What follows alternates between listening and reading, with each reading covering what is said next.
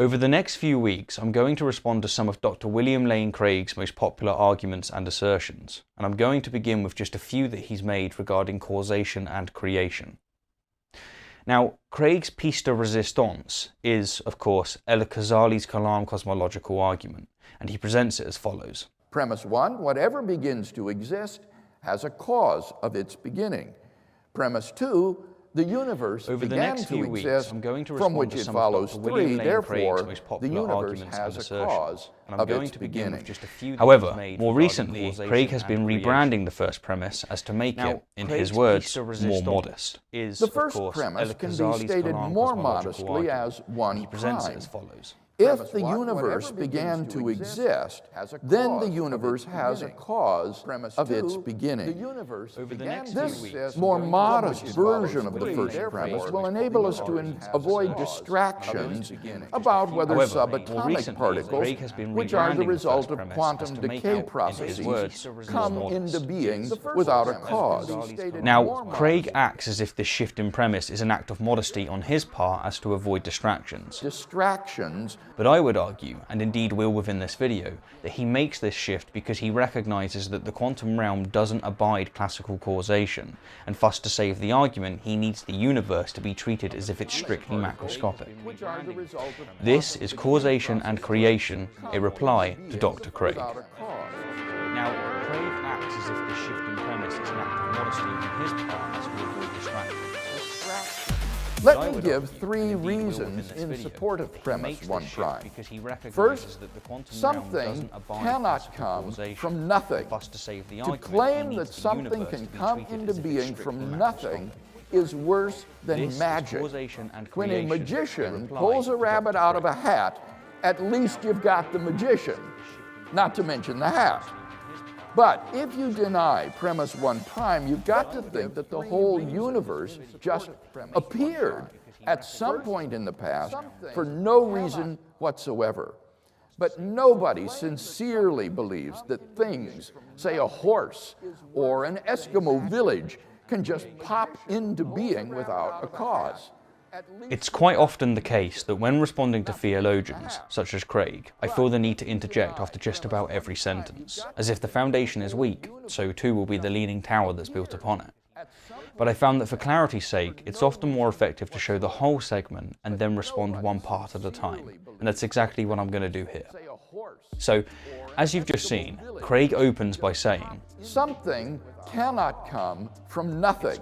And since he's presenting a first cause argument, you might be tempted, like I was, to assume that he's making a statement about causation, that he's more eloquently saying, everything has a cause. However, his very next words call this interpretation into question. To claim that something can come into being from nothing is worse than magic. The reason being is subtle, but crucial, and it comes down to the term come into being. Being literally means existence. To be is to exist, and so to say that something has come into being is to say that something has begun to exist, that it's been created. Hence, unlike the first sentence, which is at least conceivably an assertion about causation, this second sentence is an assertion about creation. Now, to be clear, I'm not accusing Craig of any tricks here, but rather I'm making a subtle but crucial distinction which relates to the aforementioned distractions. While our intuition would have us believe that creation and classical causation are indisputably linked, quantum mechanics clearly demonstrates that they're not. In the classical, macroscopic world, we see one domino, event A, cause the fall of another domino, event B, but in the quantum realm, this isn't the case. For example, studies of quantum superposition, which is a fundamental principle of quantum mechanics, demonstrates that event A can cause event B can cause event A, and on occasion, both A and B can be completely independent. What's more, we see atoms both excited and not excited at the same time, which calls into question the law of non-contradiction, and we can even see them in 2 separate positions at the same time.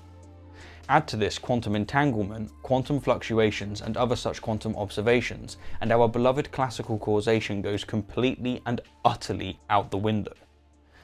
As Sean Carroll puts it, At a fundamental microscopic level, all we can say is that there are patterns between events. The macroscopic human-scale concepts of cause and effect only emerge when you have larger collections of particles like humans.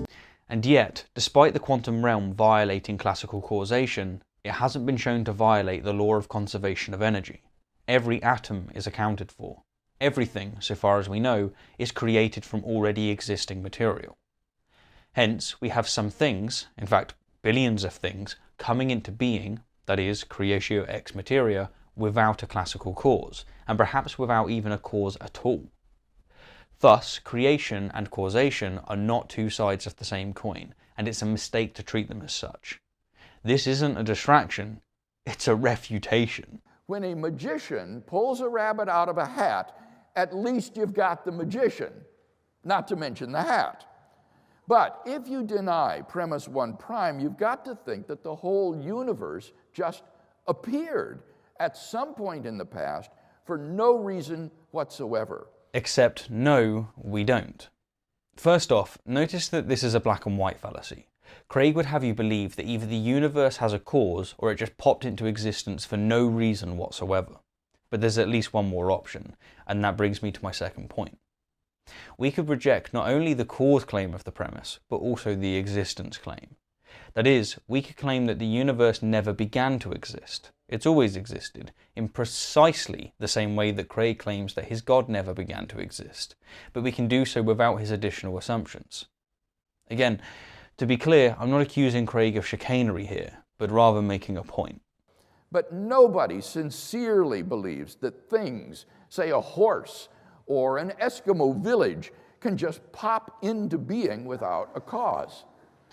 So, just the other night, I was in a hangout call with the actor and stupendously smart dude, Scott Clifton, as you do, and he expressed a criticism of Craig's apologetics that directly relates to what was just said. Sure, nobody sincerely believes that macroscopic things can just pop into existence without a cause, and for good reason. Our empirical observations and, more importantly, our objective, verifiable evidence clearly shows that when macroscopic things begin to exist, they do so via causation. However, and this was Scott's excellent point, the exact same objective, verifiable evidence equally shows that all new macroscopic things are comprised of material that already existed. Hence, Craig and his ilk are cherry-picking to the extreme. They're confidently asserting that macroscopic things are caused in the classical sense, and yet they're rejecting that all new macroscopic things are merely the rearrangement of already existing material. They're having their cake and binning it too.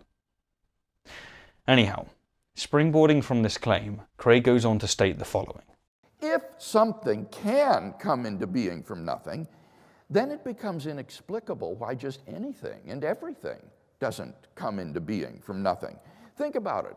Why don't bicycles and Beethoven and root beer come into being out of nothing?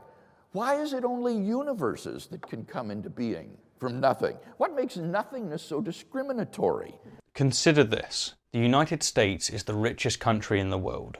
Therefore, everyone in the United States is rich. Now, this is most glaringly a non sequitur, but it's more accurately a fallacy of division, because it assumes that an attribute of the whole must also be true of some or all of its parts. Put simply, just because the United States, the whole, is rich, it doesn't follow that all of its citizens, the parts, are rich. Likewise, if the universe, the whole, came into being uncaused, it wouldn't follow that things within the universe, the parts, are uncaused. Hence, Craig is committing a fallacy of division when he says, think about it.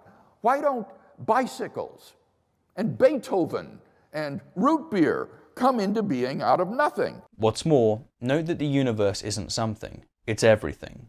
And further still, though slightly already covered, note that classical cause and effect is predicated upon time. If there are no temporal states for A to cause B, then A simply can't cause B. To wrap up, I'd like to pour us all a huge glass of humble juice. That sounded better on paper. I want to emphasise that if the discoveries of the 20th century has taught us anything at all, it's how little we know, and it cautions us not to be so sure of ourselves. There is a reason why Newton's laws were called laws, and yet Einstein's theories called theories.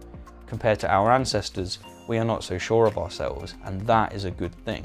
that is humility.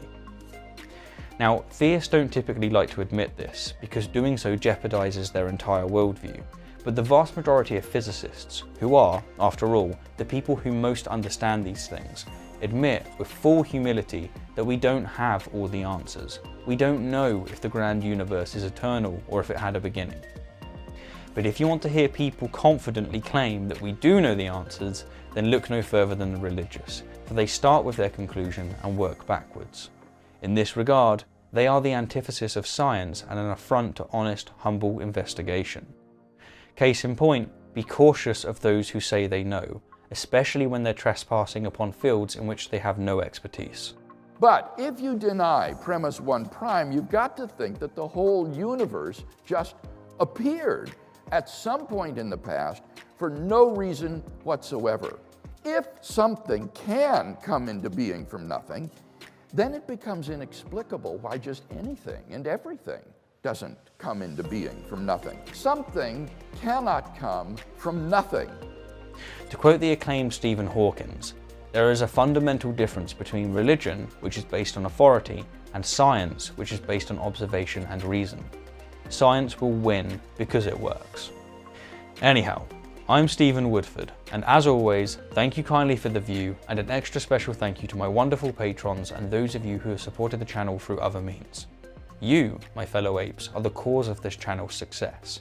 You are the gods to this creation. Thank you.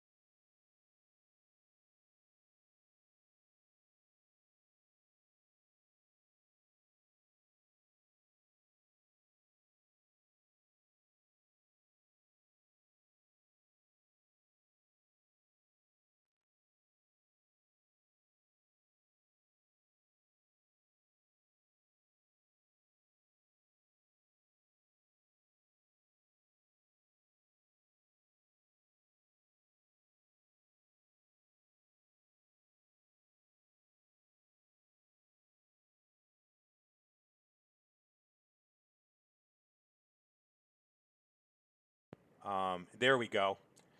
Loose connection. Sorry.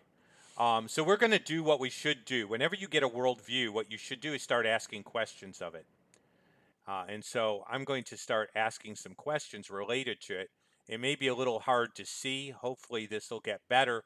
But let's look at some of these questions. Why doesn't the quantum realm, the use of the quantum realm, violate the fallacy of composition? There we go. Loose connection. Sorry. So we're going to do what we should do.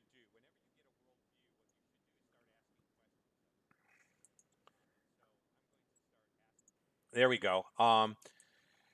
And so as we're looking at this, why doesn't the use of the quantum realm violate the fallacy of composition or division? Why can't there be other forms of classical causation which are not physical and do not require time? Doesn't indirect causation require classical causation? And how is smuggling religious and philosophical views humble or honest? So let's see how rational rationality rules is. And let's go through some of these questions and deal with them. I need to introduce you to the fallacy of composition. Again, it works both ways. The idea that all Americans, America's the richest country, therefore all Americans are rich, ascribing an attribute of the whole to the parts, willy-nilly would violate the fallacy of composition or division. The same is true if I subscribe a quality of the parts to the whole. Okay?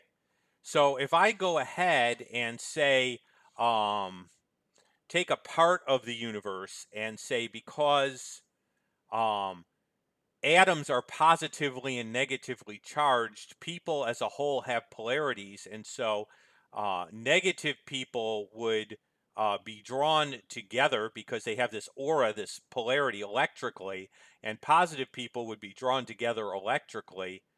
Well, that wouldn't necessarily be true because polarity, which is a function of subatomic particles and other physical phenomena, don't necessarily apply to people.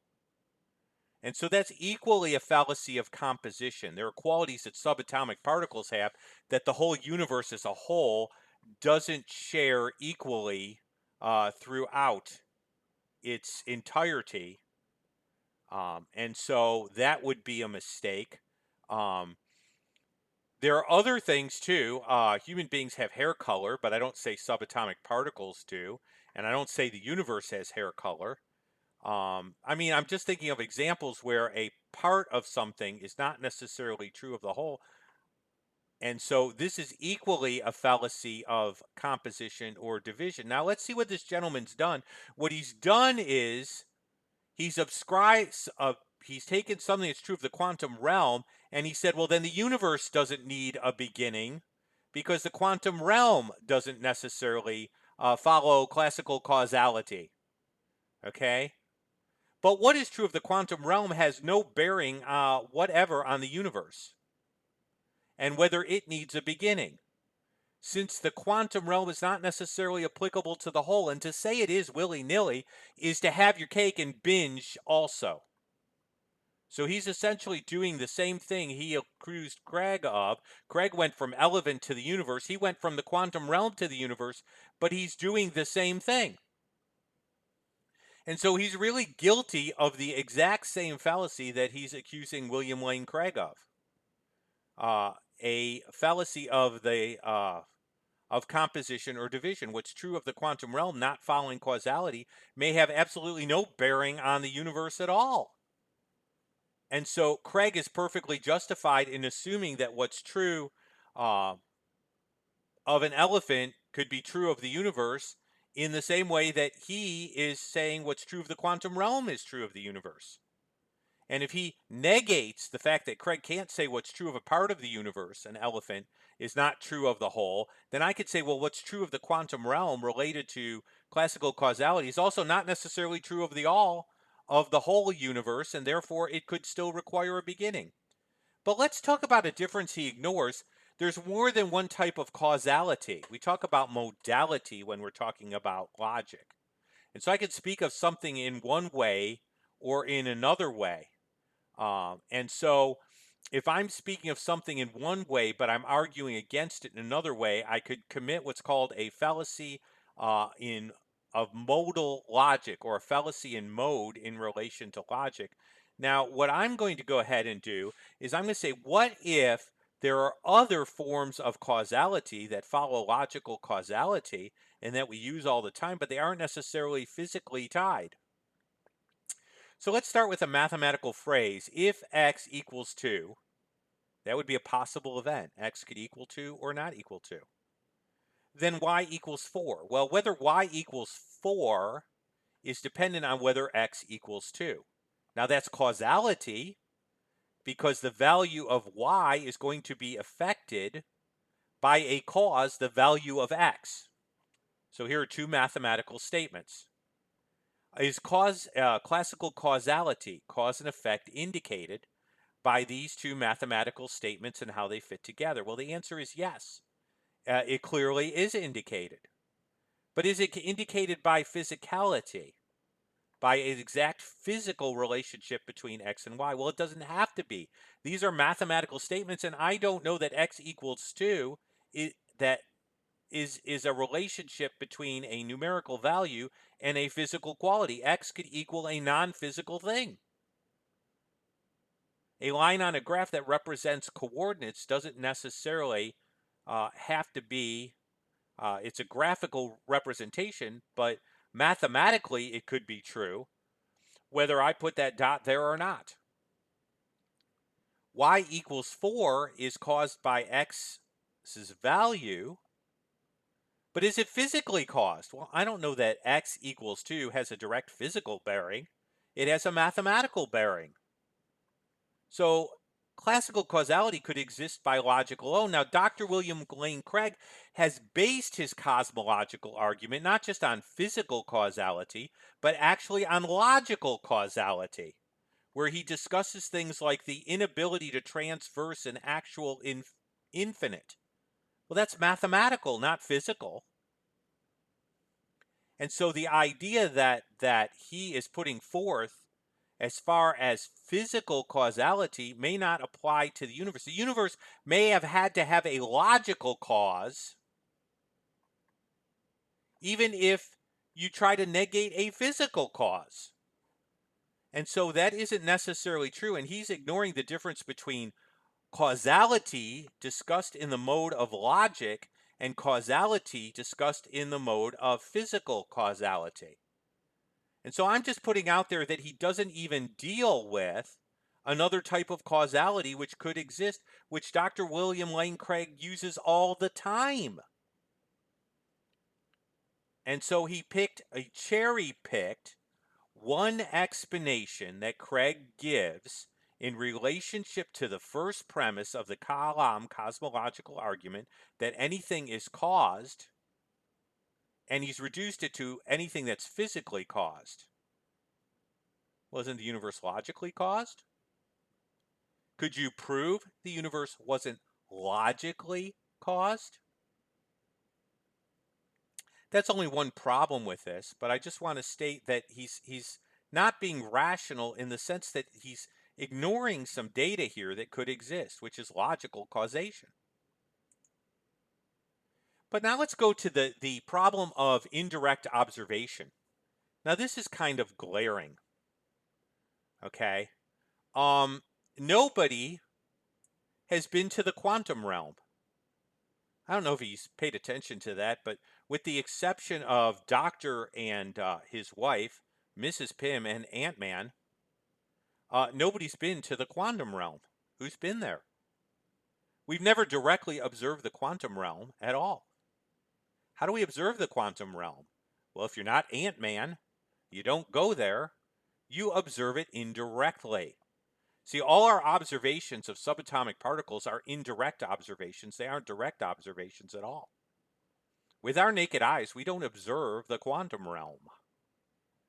So let's talk about indirect observation. How do we do indirect observation? Well, we do it through cause and effect. How do I see subatomic particles? Well, I don't shrink my self down to Ant-Man size and see subatomic particles. They leave trails through liquefied gases. And so the way I observe subatomic particles, as in a collider, is that those particles spread out and they create trails which are effects.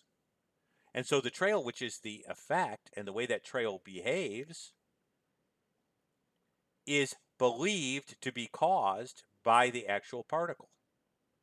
Now, if on the atomic realm, cause and effect disappears, then I have no reason to believe that subatomic particles exist at all, because I've never directly perceived them. I've perceived them through cause and effect. And by the way, most of our observations scientifically depend on the senses, and we don't perceive things directly, we perceive them indirectly. When you see the color red, you are seeing a cause related to the way light waves work, and the effect is, of course, the light. And so if you remove classical cause and effect from the universe and whole realms of the universe, then what happens to your observations of those realms of the universe? Let me give a better answer that he should, if he was rational, consider. A better option is that there's another set of laws in the quantum realm that temporarily create the appearance of these quantum phenomena. Now see, that's a rational explanation. that perfectly fits in, but he doesn't take it to heart. Let me give you an observation from flying. I don't like to fly, but I do. Now, what we have to ask is that when the plane takes off, does the effect of gravity cease? Well, the effect of gravity doesn't cease. Just cut the plane's engines for a few minutes, and gravitational effect will be terribly apparent to the people in the plane. It's the sort of effect that I never want to experience. What happens in a plane is that the principle or physical phenomena of what we call lift, the heaviness of our atmosphere pressing against the bottom of the wing and building up there because of the curve of the wing and the way gases act and fluid dynamics is such that lift is created that temporarily overcomes gravity. Gravity does not cease to exist. Gravity does not go away. Gravity is temporarily, as an effect, overcome by another set of forces. What if that's the way the quantum realm works? What if there are another set of laws that operate in the quantum realm on a micro scale for very brief periods of time that create the appearance of these phenomena? Notice the appearance, because he isn't directly observing them. And so classical causality doesn't disappear. It simply is superintended by another set of laws.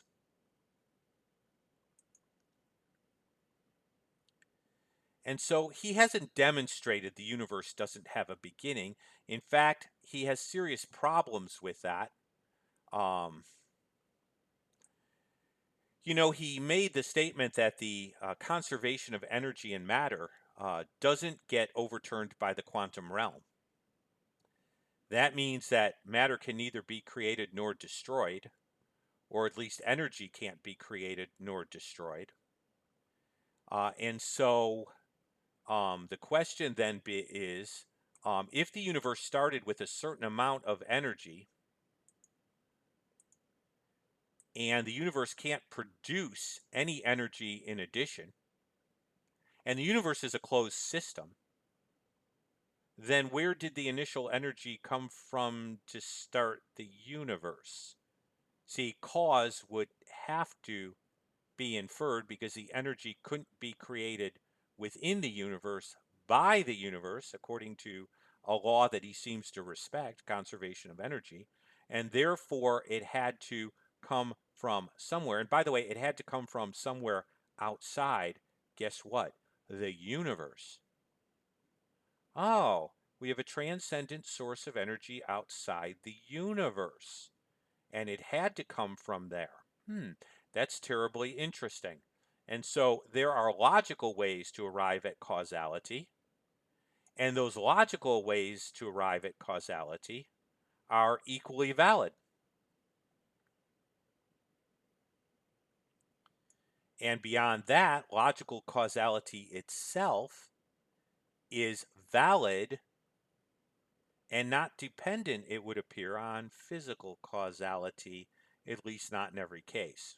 So, now he talks about religious people, and he acts, and this is where my greatest concern is, he acts as though his views are purely rational and non-religious. Well, is that really the case? We need to ask ourselves when philosophical and religious views are being portrayed and being smuggled in. And so let's take a look at this. Now, he creates a fallacy from another fallacy. He creates what's called the fallacy of false dilemma. Okay? And I want to challenge this. That's when I create an either or where there can be a both and.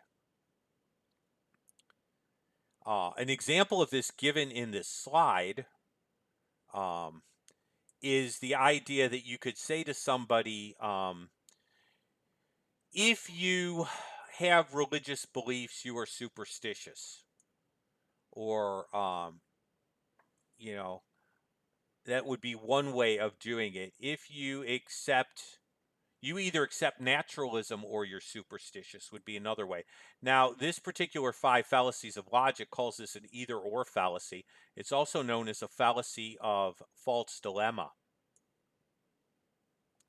And he's essentially saying that, if you are religious, then you are not rational. So you have rationality, which is science, and then you have religiosity, which isn't really rational. Okay. Now, I want to kind of take this apart a little bit because he's really smuggling in a philosophical and religious view. I want to start by putting a thing up that Einstein said. And I hope you can see this because he's very big on quoting a gentleman who he thinks is incredibly smart and brilliant. And let me quote a brilliant person. Now, this guy doesn't hang out at the same bars he does, and listen to the same bands, but that's okay. Do not think that it is necessarily the case that religion and science are natural opposites. In fact, I think there is a close connection between the two. Further, I think science without religion is lame. I'm going to go on with the quote in just a second here. But I want you to be able to see the quote too. So I'm just kind of fixing something here and tinkering like I usually do.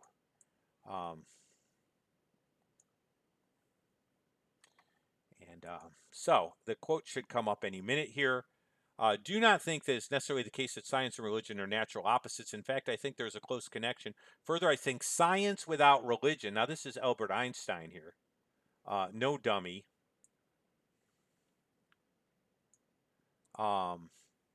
is lame, and conversely, religion without science is blind. Both are important, and they should work hand in hand. Now that's basically where I'm going to take the quote.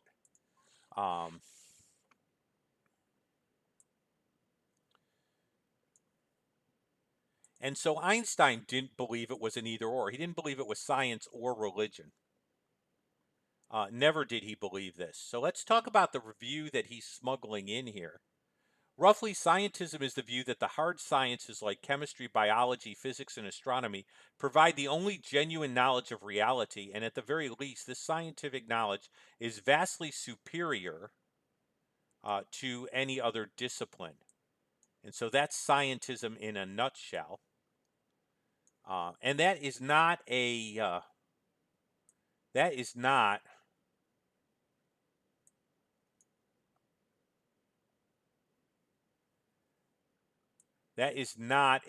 scientific point of view.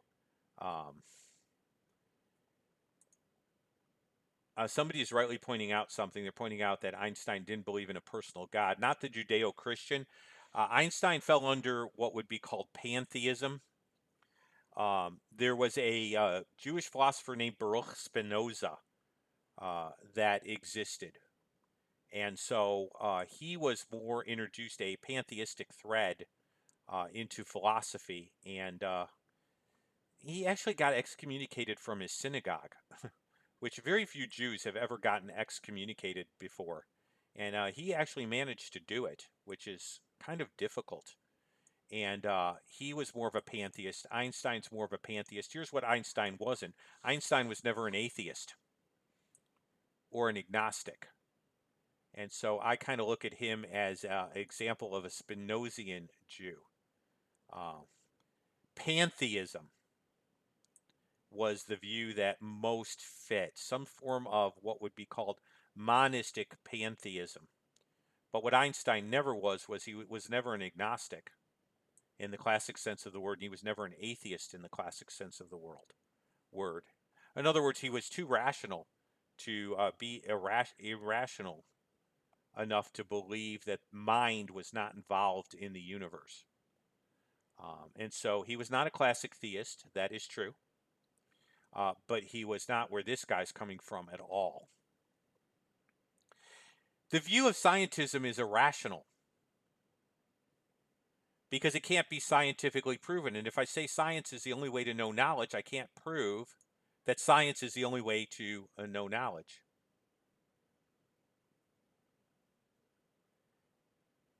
And so it is an irrational view. So is this gentleman being rational? Well, he's actually sort of committing a fallacy very similar to begging the question.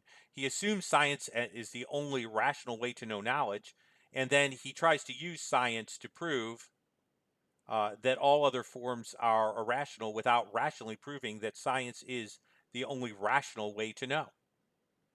So he's sort of kind of begging the question almost, which also has problems in and of itself. Whenever someone tells you that you are wrong for believing in God, the first question that you should probably think in the back of your mind is, so how do you know? What are the means that you know that I am wrong? And then you get a good feeling for their view. So let's talk about this. I love his humble juice. It didn't work out the way he wanted it to. But essentially, I think he needs to drink a large bottle of humble juice. And let me tell you why, in view of scientism and the irrationality of it. Here's the question that needs to be asked. There is no reason that the indirect observation of quanta is any more valid than my indirect observation of God's work in my life and the world.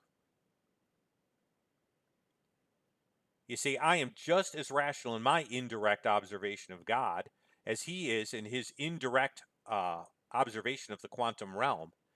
And the fact that he's using his physical senses indirectly does not make his conclusions any more absolutely true or any more rational, because there's still indirect observation. And by the way, my perception of God working is connected to my experience, which is connected to my senses.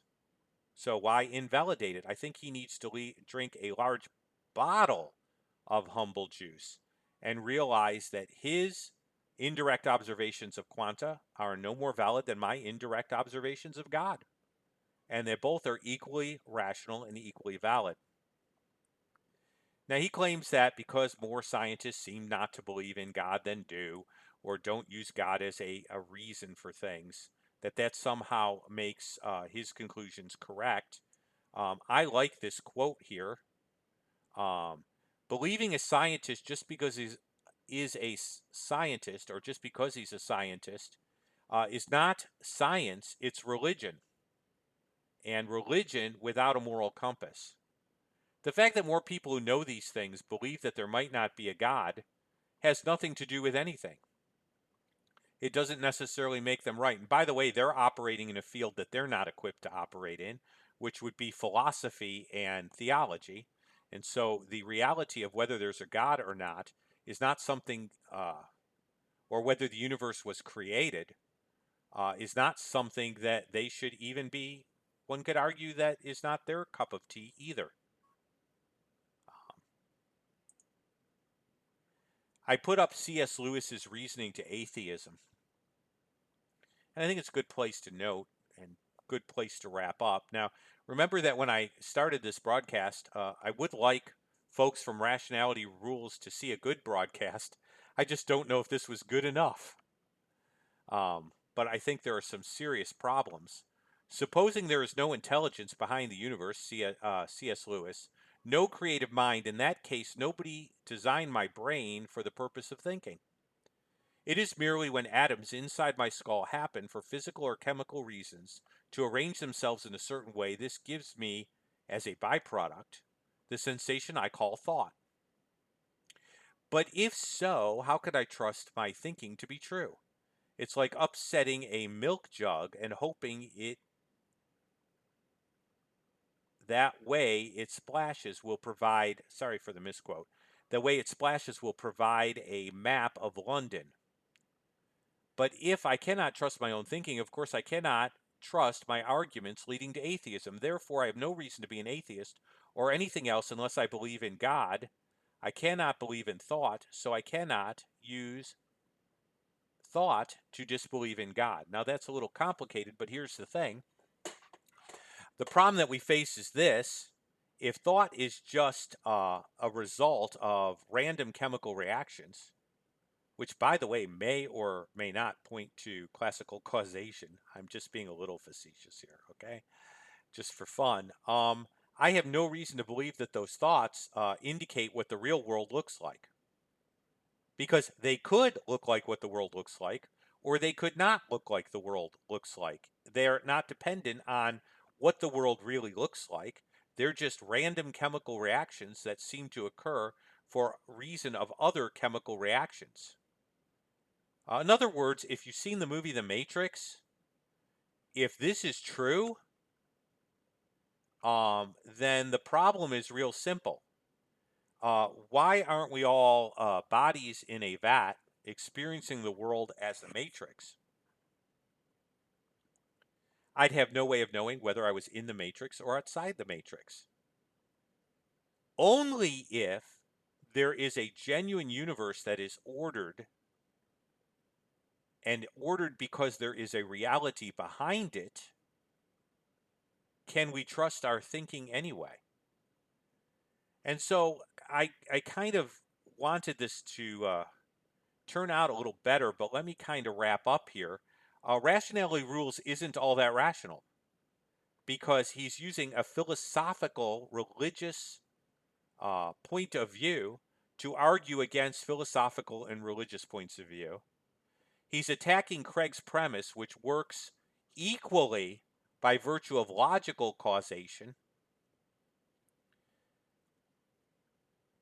and he's ignoring logical causation. So I could say the universe had a beginning because logically there has to be cause and effect.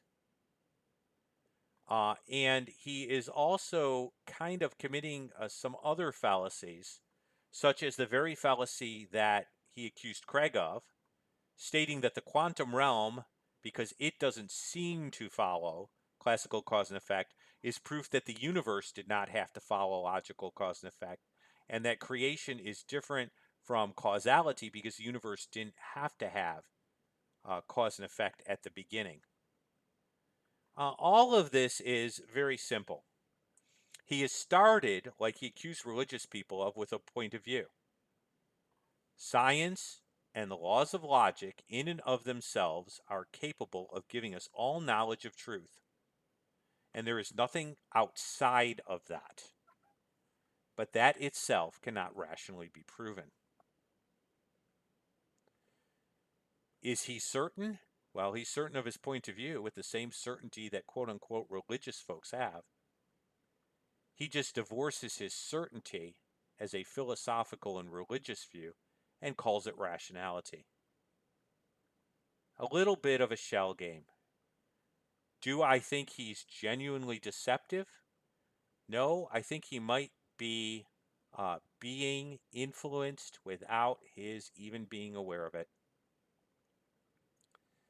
So, this was actually an attempt at a test. And I'm surprised that folks made it, but I'm glad they did.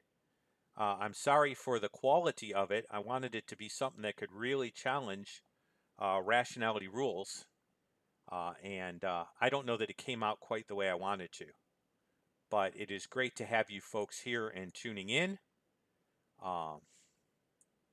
And I now know that the desktop audio on OBS does indeed serve a purpose. So I now know what that part of the mixer does.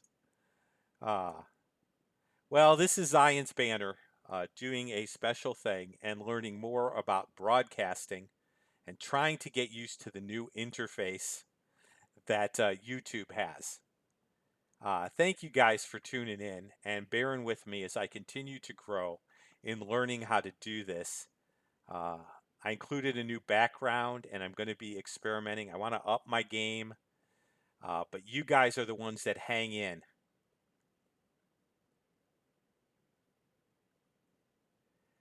And so hang in there with me. We're on the journey together. And I'll just keep fighting my way through. And you have a good afternoon. Relax and enjoy it. Be blessed. And man, you guys are right on top of it. I go to do a broadcast and you're there. I'm going to just give a good afternoon. I want to say hi to everybody. I've seen some people I haven't seen. So I want to type a good hi here. I am so glad Sweet Tea made it, just because I haven't seen her for a while. I'm glad Air Church made it. Some of you guys made it here when you can't make it other times. And so that's good. And it's good to know you're out there. And then sometimes you can. So I'm not always sure of your schedule, but I'm thrilled when you're here. And